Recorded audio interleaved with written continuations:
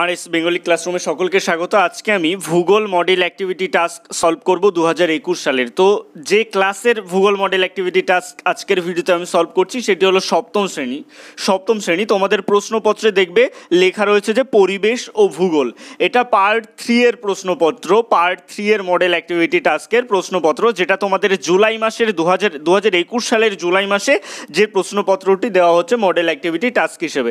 তো কথা না বাড়িয়ে শুরু করছি আজকের মূল ভিডিও। তার আগে সকলের কাছে একটাই রিকোয়েস্ট, তোমরা যারা এখনও পর্যন্ত আমার আরএস বেঙ্গলি ক্লাসরুম এই চ্যানেলটিকে সাবস্ক্রাইব করে উঠতে পারোনি, তারা অবশ্যই আমার চ্যানেলটিকে সাবস্ক্রাইব করে দিও এবং পাশে থাকা বেল আইকনটিকে প্রেস করে দিও নতুন ভিডিওর আপডেট সবার আগে পেতে।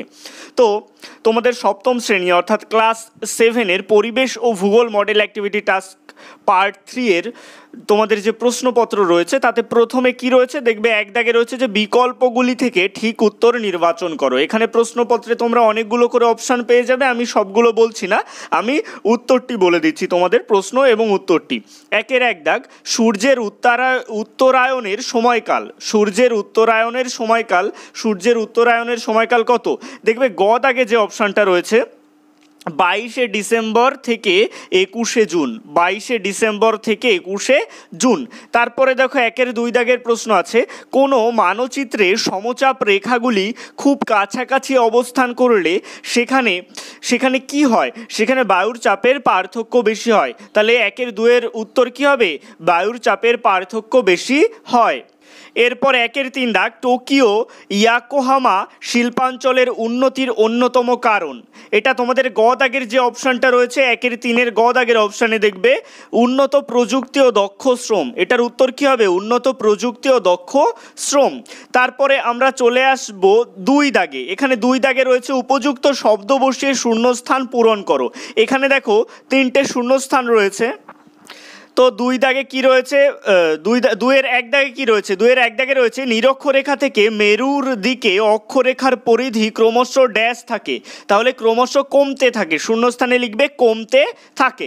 তারপরে 2-এর 2, বায়ুতে জলীয় বাষ্পের পরিমাণ কমে গেলে বায়ুর চাপ ড্যাশ পায়, তাহলে এখানে লিখবে বৃদ্ধি পায়। কারণ আমরা জানি কি জলীয় বাষ্পের পরিমাণ বেড়ে গেলে বায়ুর চাপ কি হয়? বায়ুর চাপ কমে যায়। আর যদি জলীয় বাষ্পের পরিমাণ কমে যায় তাহলে বায়ুর চাপ বৃদ্ধি পায় বা বেড়ে যায়। তারপরে 2-এর 3, এশিয়া মহাদেশের একটি উত্তরবাহিনী নদী হলো ওব নদীও লিখতে পারো। এরপরে চলে আসছি 3 দাগে। 3 দাগে রয়েছে সংক্ষিপ্ত উত্তর দাও। তো এই 3-এর 1 দাগের প্রশ্ন দেখো, কোন তারিখকে কর্কট সংক্রান্তি বলা হয় ও কেন? কোন তারিখকে কর্কট সংক্রান্তি বলা হচ্ছে ও কেন? তো এই প্রশ্নের উত্তরটা এইভাবে তোমরা লিখতে পারো যে 21শে জুনকে কর্কট সংক্রান্তি বলা হয়। 21শে জুনকে কর্কট সংক্রান্তি বলা হয়। এটা গেল আমাদের প্রথম পার্টের অ্যান্সার, যে কোন তারিখকে কর্কট সংক্রান্তি বলা হয়। এবার কেন বলা হয় সেটা লেখার জন্য আমরা এইটাকে সেকেন্ড প্যারা থেকে লিখবো, অর্থাৎ প্যারা চেঞ্জ করে একই সাথে লিখবো। 21শে জুন পৃথিবী নিজ কক্ষপথে এমন একটা জায়গায় আসে। 21শে জুন পৃথিবী নিজ কক্ষপথে এমন একটা জায়গায় আসে যে উত্তর গোলার্ধে কর্কট ক্রান্তি রেখার ব্র্যাকেটে লিখবে 23.5 ডিগ্রি উত্তর অক্ষরেখা, 23.5 ডিগ্রি উত্তর অক্ষরেখা, ব্র্যাকেট ক্লোজ করে দেবে। তারপরে লিখবে ওপর লম্বভাবে সূর্যরশ্মি পড়ে দাড়ি। এই দিন উত্তর গোলার্ধে দিন সবচেয়ে বড় ও দক্ষিণ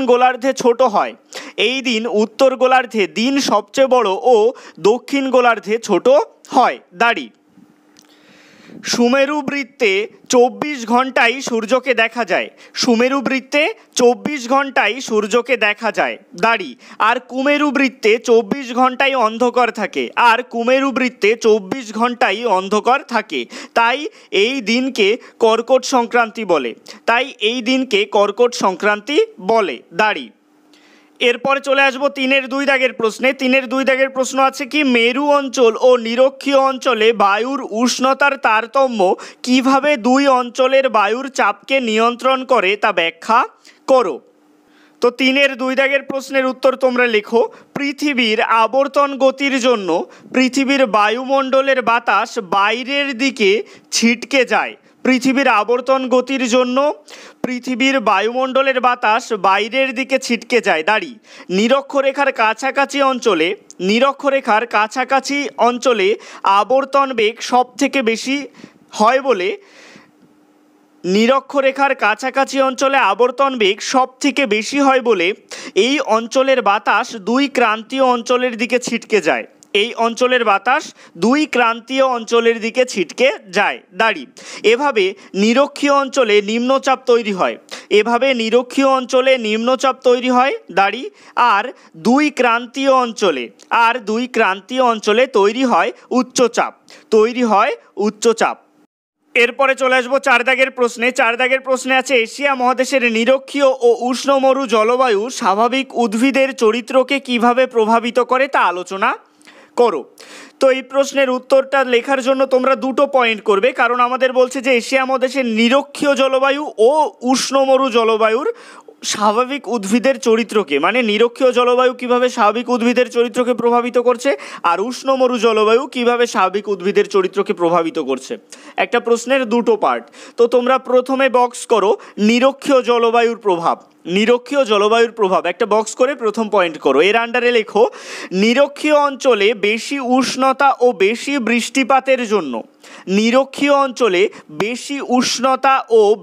বৃষ্টিপাতের জন্য ঘন চিরহরিত বা চিরসবুজ গাছ দেখা যায়। দাঁড়ি যেমন mahogany, rose wood, iron wood, সেগুন,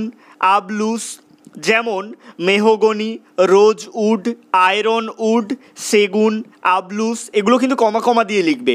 রবার, কোকো, সিঙ্কোনা প্রভৃতি।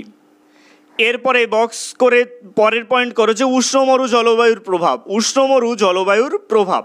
তো এটাই লেখো এশিয়ার উষ্ণমরু প্রকৃতির অঞ্চলে চরম ভাবাপন্ন জলবায়ু দেখা যায়। দাঁড়ি এই মরুভূমি অঞ্চলে সাধারণত কাঁটা জাতীয়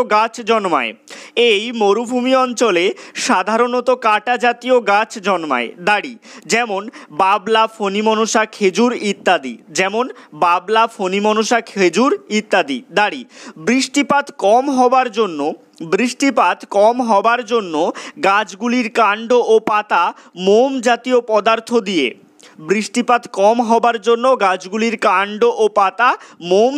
পদার্থ দিয়ে ঢাকা থাকে যাতে প্রস্বেদন প্রক্রিয়ায় গাছের জল বেরিয়ে না যায়।